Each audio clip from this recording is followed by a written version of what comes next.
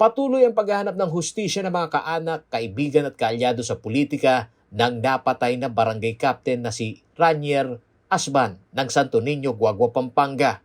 Gabi ng January 17 ng pagbabarilin ng hindi pa nakilalang riding in tandem, ang first termer na kapitan habang nakaposte hindi kalayuan sa palengke ng nasabing bayan. Upang mapabilis umano ang pagresolba sa kaso, nakahanda raw na magbigay ng 500,000 piso ang kampo ni na gubernatorial aspirant Danilo Bailon at Guagua Mayor Dante Torres. Anay ka tayo nila ng tamang balay na Guagua o takay rugulay ka balay-balay neto ang tamang kapital na tinukordero mo. So gini, imbuli na pong kakatamang kaluguran na Boy Bailon, bata po Gajang Masol, niya po. Bibigyan ko mo pong 100,000 reward, pareha na. Bata pa ko brala, bata, Gajang Marap, yung may kamatayan na, gawat na ng kapit ng milyon na. Ayon kina Bailon at Torres, kinikilala nilang supporter at kaalyado sa politika ang napaslang na punong barangay. Bigay kami ng pabuya na 500,000 sa sino man makakapagtulong. Di ba dati, 100 lang yun, ano ko, no?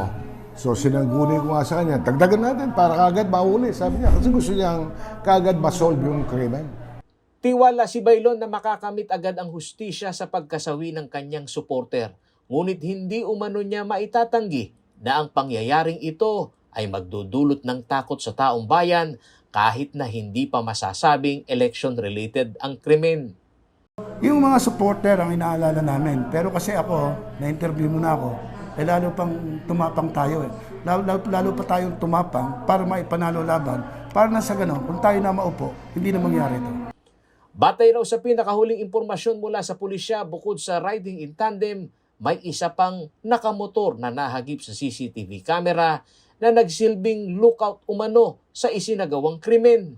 Well, kasalukuyan niya sa Campo Libas, no? Nagmi-meeting yung EP natin.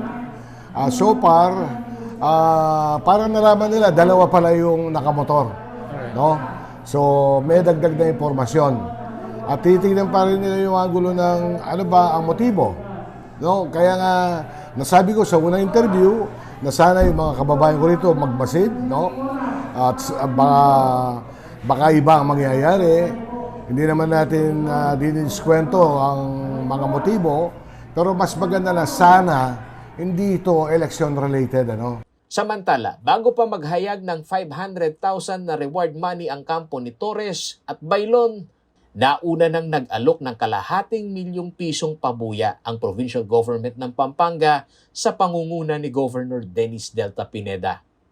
Pamahalaang pandalawigan ng Pampanga is nagbigay ng pabuya or nagpa-anunsyo na magbibigay ng pabuya na halagang 500,000 sa sino mang makapagtuturo ng salarin na gumawa nito kay barangay captain ng Santo Niño, Guagua. Ayon kay Colonel Sarmiento, ang kuha ng CCTV sa tattoo ng gunman sa binti ay isa ring magandang lead sa pagtukoy sa mga salarin. So, sa mga kababayan po natin, kung meron po kayong mga nakikilala na dyan sa paligid ninyo na ang kabuuan ng paa ay mayroong tato, ito po ay pwede nating i-cross-match. Mabigyan nyo lang po ang inyong kapulisan ng impormasyon na kung sino ang tao na ito, maaari po namin itong puntahan para imbitahin na magpaliwanag or interviewin. Sa pag-follow up ng CLTV News sa PNP, masyado pa umanong maaga upang ideklarang election-related violence ito. Lalo't binubuo pa ang mga salaysay ng mga malalapit na kaanak at kaibigan ni Barangay Santo Niño, Kapitan Ranier Asban. Paulo G. Santos, CLTV News.